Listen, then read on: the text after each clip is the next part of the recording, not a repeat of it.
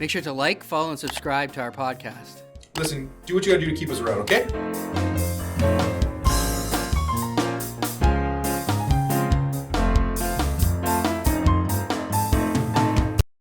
Welcome to episode 10 of Off the Cuff. I'm Darren Chohan. And I'm Matt Butler. And I miss Major League Baseball. Why is that? Because I don't think it's going to happen this year. It looks like the lockout's going to continue all season. Most of you don't care about baseball, but I do. You know what? I really enjoy Major League Baseball. Yeah, it's the friggin' best. And I do look forward to it coming back. But ever since they've started blacking the games out on MLB, kind of made me mad. But I've found other ways to watch it. Yeah. So I do that. I watch the Jays. Do you watch anybody else other than the Jays, or are you like diehard Jays fan? Yep, diehard Jays fan. I'll watch whatever's on, but I'm not missing a Jays game. Okay, and if we're talking like number two, who's your number two team in the There is no such thing as a number two team. Just Jays. Listen. There's only the Blue Jays. That's shocking. Usually you have a second team like you cheer for. No? National League team? No? Nothing? No. You just don't like the National League? I kind of find this line of question kind of offensive. Really? Yeah. Oh. I'm a little fired up right now. Anyways, enough of that because no baseball. Anyways, I don't want to talk about it anymore. But there's other sports. We can get excited about golf. Yeah. Right? I love golf. NBA. Yeah, NBA playoffs are going to happen soon. Yeah. Who are you? Raptors? Yeah, but they're not that good this year. No. Yeah, they're okay. Anyways, they're fine. Hockey? Playoffs? No. You don't do hockey, eh? No. Yeah, I don't do. I watch the hockey playoffs generally, and I watch the Stanley Cup Finals. I like NBA playoffs; are exciting for me. NBA regular season I can't really get into, but I like the playoffs. Oh my god! Anyways, listen, I'm in a waiting room until football season. That's really what I'm in. I hear you. Aaron Rodgers just signed a huge deal. Yeah, 4-year, $200 million. Not bad. Not bad, eh? Not bad. Guy wins MVP a couple times. They just pay him the kitchen sink. Yeah, I think we made a drastic mistake in our careers. Yeah, we chose this, hey? It's fine. Speaking of that. We're helping people. Okay. Yeah, that's true. Now, last episode we discussed, what happens if you get into an accident, the day of the accident, what to sort of think about, and then the statutory accident benefits. Now, there's another component to it, a potential lawsuit. Now, back to my broken arm from last episode. I have a broken arm. I have the statutory accident benefits. I have that lined up, but I still have, I still feel injured. I still have other injuries. I may have a concussion. What can I do? All very good questions, and all questions that you have time to answer, right? Because what the number one thing after an accident you have to understand is that you have 2 years from the date of that accident to commence a lawsuit. Now, why is that? So there's a thing called the limitation period. And the limitation period on accidents or any injury, generally speaking, is 2 years. So 2 years from the date of occurrence, you have that amount of time. And the reason you have that, and it makes a lot of sense in motor vehicle litigation or personal injury litigation, because I'll often meet with somebody right after a car accident, but we won't sue right away. Right. Sometimes we actually even wait till 1 week before the 2-year anniversary. For the reasons of the person's injuries have not yet crystallized. Right. So you don't necessarily need to sue right away. Mm-hmm. Now, your poor arm, it's broken, of course, you're objectively injured, right? Mm-hmm. When there are objective injuries like that, and especially, if you've seen an orthopedic surgeon and you're going to go have surgery, you have to have plates put in. Right. Those injuries, those kinds of serious fractures, we'll probably commence a lawsuit right away because the lasting effects of that injury are pretty severe. Right. Right? Because if you're going to start to put hardware into your arm, that's going to be a cause for arthritis later in life. You're always going to have that hardware. Once the hardware goes in, it doesn't generally come out. Right. And so that's your range of motion in that arm, depending on where you broke it, could be limited for the rest of your life. Hopefully you have a successful surgery, and that's not the case. Right. But where this complicates things is, today sitting here, you're a lawyer. That if you've broken your dominant arm, maybe it's your writing hand. We write a lot. Mm-hmm. That's going to impact your ability. If you get fatigued in writing notes, then you have to have all of a sudden everywhere you go, you need to make sure you have a computer to type. And then all of a sudden now that typing, the repetitive movement, is now causing you to have carpal tunnel, and it's like a domino effect, right? These are all things that we consider before we even start the lawsuit. These are things we're looking at to assess whether or not you have a claim. So you've dealt with your statutory accident benefits. You've got your treatment going. Everything's happening. You might have had surgery already. And now we're looking at, okay, from a legal perspective and a litigation perspective, what are your injuries and how do we link those injuries to the heads of damages that we can sue somebody for? So before we get there, however, we have to ask ourselves about liability. And so liability, for the viewers and listeners, what I mean by that is who's at fault, simply. That's really just the simple thing. Now, when you commence a motor vehicle lawsuit, generally you sue in negligence because more often than not, the person that hit you or caused, and causation is part of negligence, the accident, wasn't doing it intentionally. Sure. Of course, it's an accident. The nature, the very name nature, itself, name of it, the act itself is an motor vehicle accident. So, the legal test that we use is negligence. And so we've talked in previous episodes about the legal test for negligence. And so you need damages, causation, you need, standard of care, duty of care, all of that kind of stuff. And that's all just legal mumbo jumbo for, did this person cause the accident? Was it intentional or not? And are there damages as a result? And so if you can establish kind of those things, because it's an accepted thing that as a motorist on the road, you owe a standard of care to another motorist to be reasonable. That's not in question. Sure. So really what's in question here is, okay, what are the mechanics of this accident? Was it, Mr. Butler running a red light and getting T-boned? No. Never. That didn't happen in this case. In this case, you were making a legal left turn and somebody smashed into you. And that caused your vehicle to flip and you broke your arm. It's pretty serious. He was going pretty fast. So your vehicle flipped, landed on all fours, but you struck your arm, you hit in the first place. Not sure if you hit your head at the time, but you probably did. And so now you're coming here to me and saying, I've got headaches all the time. My arm is broken, getting surgery. My body, my joints are achy all the time. Right. I'm having trouble sleeping. I have nightmares. I have anxiety. I don't want to drive again. So are those questions you would ask me if I came into the first interview, or is it stuff that I just have to tell you right off the bat? So is there an interview process? So it's like going to a job interview. I kind of describe really, it. Really? Yeah. Okay. And so we have sometimes what I'll do too, if the client is, if they have a head injury or they're having trouble and they struggle with in-person recollection and dates and memory. Sure. What I'll do is we have a questionnaire. And we'll send that to the helpful. client first so that they can take their time, they can fill it all out. And then when I meet with them, we go through it. And then we really assess. And that's actually, for me, first impressions mean everything, right? And I can judge, to a degree, the extent of that person's cognitive abilities. True. And their injuries in that first meeting, just even going through the general history of their case.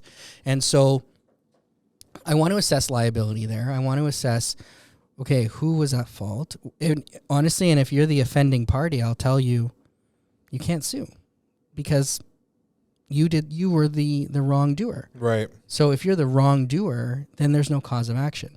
But what is beneficial is that your accident benefits will still pay whether or not it's an at-fault injury or not. But the lawsuit depends on who's at fault. So you'll get treatment if you break your arm and you're the offending party, but you can't sue the other driver because they're not the wrongdoer. You're the wrongdoer, and you can be mad at yourself. But that's just the way it goes. So getting back into the lawsuit portion, each insurance policy has a limit on liability. So most motor vehicle policies come with $1 million limit on personal injury damages. Now, again, going back to episode 9, where I said you can enhance your coverages. Well, of course, you can enhance your liability coverages. Right. So instead of $1 million, you can buy $2 million of insurance on for a personal injury claim. Why that's important is that if you're sued and you get into an accident with somebody whose damages exceed your $1 million policy limit, you might be on the hook personally for the difference. So let's say there would be a $1.3 million judgment. There'd be $300,000 there where, as the wrongdoer, I could be on the hook for. That is correct. Wow. Yeah. And so that's why it's important. We always say it's always good to have the $2 million in insurance because most motor vehicle claims don't exceed that. But in today's day and age, a lot of motor vehicle claims could exceed that $1 million, especially if you're a young working professional, because that's where, and I'll get into the damages a bit here to explain to people why those numbers escalate like they do. So everyone's heard of pain and suffering, right? Yeah, of course. So we call that in our world general damages. So that's your like compensation for your life sucking as a result of this accident. But that's a beautiful way to put it. It's just basically how much pain and suffering or how much this inconvenience, the general inconvenience. Yeah, the general inconvenience to my life had this not happened. Right. There's a monetary value to that. Associated with that. And the Supreme Court has a long time ago said that there's a limit on general damages, and that limit has been indexed up for inflation. It's probably somewhere over $400,000 as a cap now. Okay. So there is kind of like a notional cap on general damages. And so that's just really it. You know, your most serious, severe of cases, somebody who's lost limb, not life, catastrophically injured, their damages, like the most serious of cases of injuries, will hit that $400,000 cap. Then you work your way down from there. Right. And that's when you're going to get into, okay, how do I assess my general damages? Mm-hmm. And looking at you. So if you're coming to me and you're saying, I have some headaches, I don't have any objective injuries, I've got some body stiffness, you're probably on the very low end of your general damages. Right. But somebody like you comes to see me, you've got a broken arm, you're getting surgery. Let's say broken arm and a concussion. I've had surgery. I have my mobility, my range of motion is not it wasn't the same. It's not the same. So what happens then? My generals are obviously increased. I would so it's not unreasonable for, there's actually, it sounds morbid, but there's a table of just, broken arm is worth X amount of dollars. It's kind of, it's one of those things where you're putting a monetary value on an injury, but that's what we're doing. Right. Really. But otherwise it would just be the Wild West as determining how much the broken arm is to that person. But to have the table, at least it's foreseeable what these injuries right. And so the table is put together by all the personal injury professionals, and it's an assessment of all the cases that have gone to trial and what the average range of general damages are awarded for specific injuries. And so a broken arm in your situation with some concussion and injuries of that nature, you might be looking at $100,000, $120,000, $130,000 in general damages. This is subject to a deductible. And so we've always heard this word deductible, right? Mm-hmm. And so when you get into a car accident, there's a deductible. Or, when you want to replace your windshield, there's a deductible. The deductible just means that there's a number off the top that the insurance company gets to keep, and then they'll pay you the difference, right? That's like the cost of doing business effectively. So if your deductible is $500 on your windshield and your windshield costs $1,000, well, you're on the hook for the $500. Right. So it's the same thing in personal injury litigation for motor vehicles. There's a deductible, and I'll pull up here. It changes every year because it's done by inflation, and I have the exact values here. And just give me a moment, and I'll grab them. But that deductible comes off of the general damages, and so let's put in perspective here. Let's say you've assessed my general damages at $150,000 for broken arm concussion, just general injuries. Now $150,000. Now you're telling me there's a portion of that I have to take on, meaning as the recipient of the general damages, there's a portion what happens then? So the way it works is that if you meet a certain threshold of damages, so your damages are $150,000, right, then you're not subject to a deductible. So okay. So the threshold of damages for non-pecuniary loss in 2022 is $138,343.86. So if your damages exceed that number, then you don't pay a deductible. So you don't have to get any money taken off the top. Now, if your damages don't meet that $138,000 threshold, then your deductible is $41,503.50 today. So let's say that we assess your damages today at $100,000. Yeah. That's below the $138,000 threshold. Sure. So your damages would be $100,000 less the deductible of $41,000, totaling you Around $59,000 as a general damages award. Right. And so when you're negotiating resolution with the insurance company, like defense counsel, you factor in that deductible as part of your resolution. So you might receive $80,000 netted deductible, but what that actually means is your general damages were classified at $120,000. Right. Okay. So it's really complicated lingo, but it's just to give you, the listeners and viewers, some information about that deductible does exist, and it comes off the top unless you meet that damages threshold. Right. And these are conversations you would have on the onset with the client to sort of ascertain what they can anticipate insofar as damages are concerned. Because you come to me with that general, just like body stiffness, whiplash injury, and let's say if your damages don't cover the $41,000 deductible, your general damages, you get zero. Now, are general damages the only damages I can seek? No, so that's a really great question, because the next type of damages are pecuniary damages, and this is where you see numbers start to escalate in lawsuits. So you, as a young working professional, have 35 more years left of work. Oh my God. Okay. Right? Scary. Mm-hmm. But if you get into an accident today at 30 years old that renders you unable to work for the rest of your life, sure, that is 35 years of income loss that is available to you to sue for. So what we do is we take the present value of your future losses of income and make it a present value to today, what that would be worth. Now you, with being a lawyer, your earning potential is pretty high. And so your present value damages for 35 years of lost work, this injury I'm not saying is going to render you unable to work. But let's say someone were to say I can no longer work. Does, right. Then you're into policy limits discussions, which are, okay, does the other party have $1 million or $2 million available? And then if they don't want to settle and you end up taking it to trial, if the judgment comes back $3 million, $3.5 million, $4 million, because there's no cap on pecuniary damages. It's whatever your expert income loss report tells you that you can prove as provable loss, then that number can be substituted in for a pecuniary loss, and then that be the judgment. So if a judge awards you as the injured plaintiff $3 million, but the policy only has $1 million available to it, then there's a $2 million shortfall, which at that point the offending party would be on the hook for.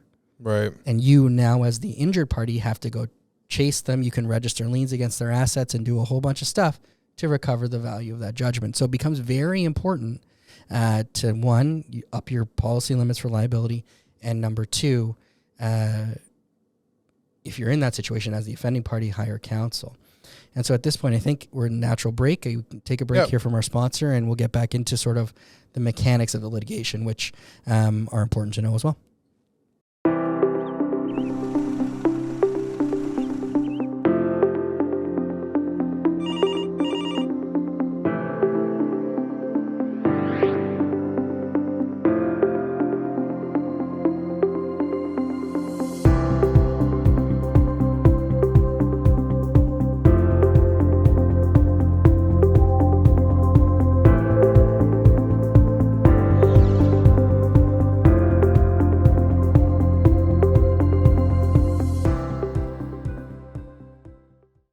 Welcome back. Now, let's say we've had the statement of claim. That's the the document that outlines the heads of damages and the material facts. We've had it issued. We've served the defendant. The defendant has then contacted his insurance company, got the process going. They've issued their statement of defense defending the claim. Now the pleadings are in. Those are the documents to court. Do we go to trial? Do I get my money? What happens then? So what happens next is very important. Okay. You seek continuous treatment as the injured party, right? Because that's your medical history and your medical treatments on an ongoing basis are very important and vital to the success of the lawsuit. So if you're not seeking treatment and you're not doing anything about your injuries, there are negative inferences that can be made about you. So you should always want to follow up with your family doctor. We recommend, every couple months or every, at least every 4 months, you make a visit to your family doctor to give an update as to your well-being. If you've broken an arm, it's really good because you're going to end up going to outpatient clinics and rehab and physio and all of that stuff. So it's very important. But if you are somebody who is not got an objective injury and you're suffering from headaches, fatigue, concussion symptoms, chronic pain, like if your body just hurts and you can't explain it, it's very important to go to your doctor and document those, because if you don't, it's going to just sound like you're making things up. And you want to avoid that, right? You want to be able to objectively say that your pain is what it is, and people for you to believe you, because it's all based on subjective reporting. Right. And so pain is very subjective, and pain is what a lot of these injury lawsuits are focused on. So if you are in the category of a non-objective injury, a non-visible injury, then you want to make sure you're documenting your pain very well. We often recommend to our clients to keep a journal and document do a pain journal. So I wake up in the morning, it's 9 a.m., my body hurts here and here, and I rate that on a scale of 1 to 10. It's about an 8. And so we ask our clients to do that, because that journal, it's protected by privilege at the outset because it's made in contemplation of litigation, but then it can be produced later on and used as evidence at trial to show that, to give credence, because there's nothing better than having something that's written down in the moment than trying to be asked a question and trying to recall it years later, because that's what I wanted to get into next, is the timeline on these lawsuits. When do I get my money? Yeah, when you get all the pleadings are in, and then okay, well then how long will it take? So I'm involved in a personal injury litigation suit right now. It's been ongoing 7 years. 7 years since the accident. I have one that's settled that was 20 years post-accident. Those are the egregious cases. I would hope that's the exception, not really the rule. You could probably expect no less than 3 years. Like 2 to 3 years is an average life cycle of one of these files. 4 years is acceptable. Because there's a lot that goes into it. Yeah, and your medical history becomes very relevant. We have to do a lot of homework in getting all of your records. And so what you can do to help your lawyers, if you're finding yourself in this situation, is put together a summary of all the places you've ever received treatment, so that we can write to those places and get all your information immediately, so that we can start to build what's called our evidence brief for your medical history, so that we can properly advise you on what we think a reasonable outcome would be. And so to me, that is the critical piece. If you get that evidence gathering done, you make a journal, you are doing all the things to bolster your own credibility, that gives you the most credibility when the next step of the litigation is a discovery. And we call that the examination for discovery. Because my next question was going to be, because a lot of people ask, in litigation, will I have to speak? Will I have to talk? And the examination for discovery is exactly that. Right. And so in litigation, generally speaking, the rules of civil procedure provide that all the parties have to disclose all the relevant documents. So there's no litigation by surprise. So even if there's some bad piece of evidence in your medical history, we have to disclose it. Disclose it, yeah. And then the second part of discovery, so that's the paper part. The second part of discovery is that you are questioned as a plaintiff under oath about the day of the accident and your injuries and, your future outlook, essentially. And you have to give those evidence under oath, just like you'd be questioned at a trial. And that evidence there, whatever you say, can be used against you at the trial if you end up changing your story. Right. So it's very important at the examination stage to get your evidence tight and prepare and make sure you know what you're going to, what the story is, the situation is, and make sure you have all your, ducks in a row, so to speak, because you will have to rely on that examination for discovery at trial. And the last thing you want to do is have the lawyer on the other side, what's called impeach you, which means they used your evidence from the discovery to destroy your credibility at the trial. Yeah. And that's the thing you want to avoid at all costs. Now, in in my family law litigation practice, the best advice I think I've given litigants who are being questioned is tell the truth, right? And that I think is the key point of anything, because it's under oath as well. You are swearing what you are providing to be true. And the advice you've given about the pain journal, I think, is an excellent idea, because it's contemporaneous notes as to the ongoing pain or the ongoing issues having post-accident. So is the defendant also questioned under oath? So yeah, the defendant, of course, is questioned under oath, because they're questioned on what happened that day. They may have gotten injured, they may have not. And sometimes what the defendant will do is they'll cross-claim. They'll sue the plaintiff if they think that the plaintiff was at fault. Okay. And so both parties will be questioned under oath about maybe their injuries, just the accident. Just depends on the circumstances. But sometimes, yeah, they get injured, and then they'll cause a cross-claim to be issued, or a counterclaim to be issued. And that's another lawsuit commenced by the defendant against the plaintiff, because they feel that they were injured in that accident. On top of that, too, while we're talking about parties to the litigation, there's also a Family Law Act claim, which is a dependence claim. So members of your family can be added to the lawsuit to sue the defendant for the loss of care, companionship, and guidance that they may have suffered as a result of your accident. So if you're a different person as a result of the accident, maybe your wife or your partner is noticing that your love life has changed, your intimacy has changed. That all is relevant, and she can be added as a member, or he can be added as a member of the lawsuit to recover for those damages. So they can also be parties, and that's just a little tidbit to look out for if you do find yourself in that situation.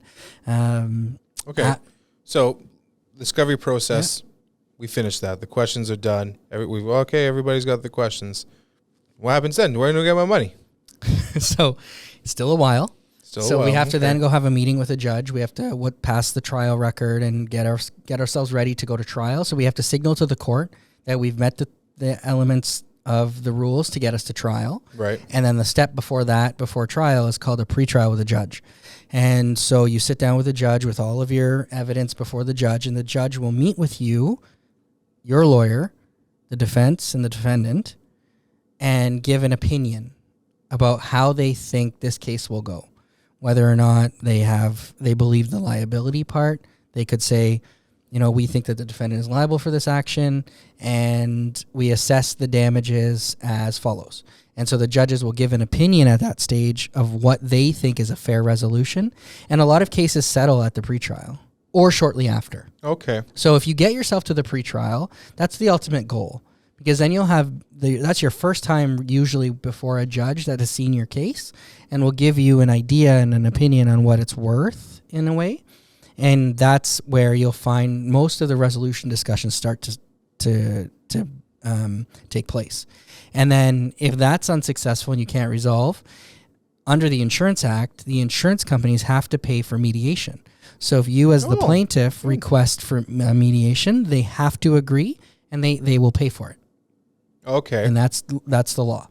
And the mediation, how will that transpire? Again, that's just another process. Takes place either virtually nowadays or in person. Usually what it's done at court reporting offices usually that have multiple breakout rooms. So you just kind of go there with your lawyer. You sit there. It's usually about a day long, and you try to go back and forth and resolve things if you're close. And if parties are really close, they'll try to do a mediation to get it done. Right. And if that fails, then really you're left with a trial. And most personal injury trials are done by judge and jury. Oh, interesting. Yeah. And how does that happen? So at the start of all of this, when you issue your statement of claim, usually the defense will serve their statement of defense and put a jury notice on it. And so what that means is that any party can request the sitting of a jury at the trial. Okay. Usually it's in personal injury motor vehicle cases, the defendant is the one that requests the jury.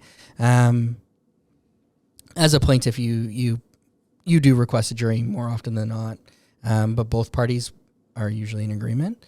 And then, when you get to the trial, you do the whole jury selection thing. And in civil cases, it's 6 people that sit as the jury. Oh, as opposed to 12 in criminal cases. Right. Oh, okay. So it's half. Interesting. And the trial will proceed and a judgment will render after that, if that's as far as you go. But I will tell you that about, I would say, even hesitate to say, less than 1% of cases go to a civil trial. Right, because there's also the cost consequence of a trial. Right. Right. So can you speak about that a little bit? Yeah.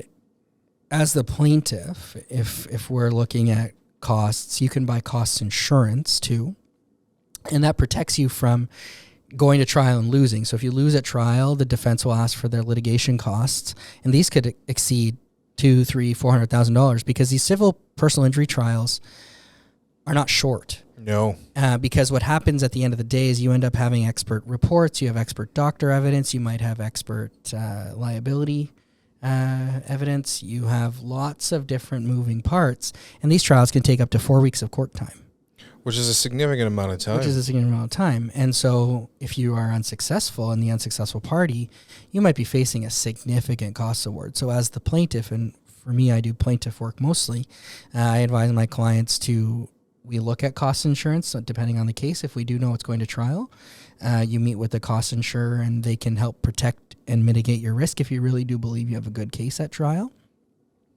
And then as the defense, well, that's a discussion with the insurance company and who is your client ultimately. And it's just all about risk assessment and whether they want to pay to go to trial or they want to pay out the claim. And often plaintiff and defense meet somewhere along the lines in the middle, right, and go from there. So costs are not something to be ignored. But again, when you're talking about resolution, when you're talking about settlement at a mediation or a pretrial, costs are built into the settlement. Right. So the insurance company does contribute towards your legal fees, which is really good. And that contribution to your legal fees doesn't come out of your settlement. It's actually just like an on top, and you don't pay your contingency fee 30% out of that number. So that's great. It's also important to know that not only in civil litigation, but in all of our practices, that we are encouraged, and it's in our rules of professional conduct, to seek settlement, to seek resolutions, as opposed to bring things to trial all the time. Because like you said, a 4-week trial, if everything went to trial, nobody would find any time to get into court at any point in time. But it's also important to push these resolutions sometimes, just because, like you said, it could take 4, 5, 6 years.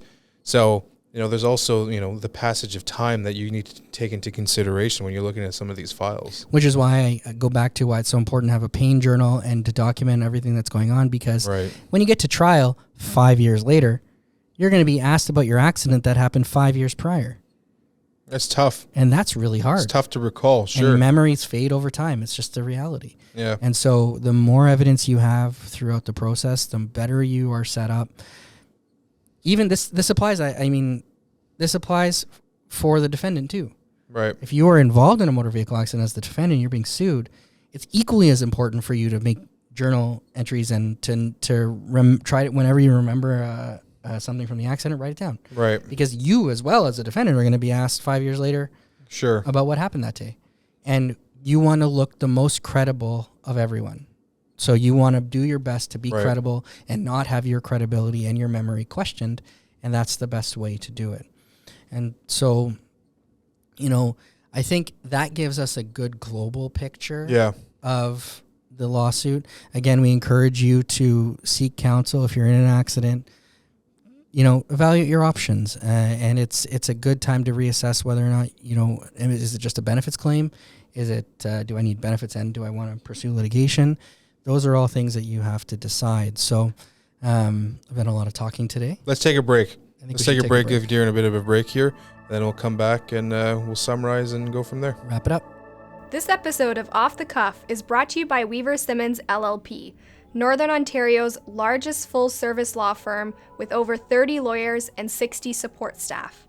For over 90 years, the law firm of Weaver Simmons has proudly served the interests of Northern Ontario residents and has built its reputation based on exceptional services to its clients. For more information about the firm, please visit www.weaversimmons.com. The link is provided in the description below. Welcome back. I'd like to thank Darren for talking so much today. We know I'm good at that, eh? Yeah. Talk, all the time. But it is appreciated, from accident to settlement or trial, all the steps that are there, it can be overwhelming, cumbersome for a lot of people. So I think the best advice is if you found yourself, in an accident and you just don't know where to start, contact a personal injury lawyer. I think, with the right representation, every step in the process can be explained, and you can feel a bit of ease knowing the next steps, knowing, what to anticipate. So with the proper representation, I think it can bring some ease to what is very well a traumatic experience. I agree, and that's a lot of our role. We assist our clients in navigating that difficult relationship, with lawyers, with medical staff, with being angry at the defendant, those emotions. Mm-hmm. We do a lot of that, and our clerks are really good at handling the benefits side of things. You work with them quite closely, and so it's important, and it's important to know that you don't have to commence a lawsuit if you've been in an accident, but it's very important that you take a look at your benefits, and so. We do have a lot of information that we can provide, and we'll put it on the links below for you to do your own research and make sure that you know what's going on and take a look at those resources, inform yourself because it's important. And so I think that wraps up today. Thanks for being on your own show. I'd like to thank you for having me on our show. Anytime, buddy. And stay tuned for episode 11, guys. We're looking forward to it. I'm Darren Chohan. I'm Matt Butler.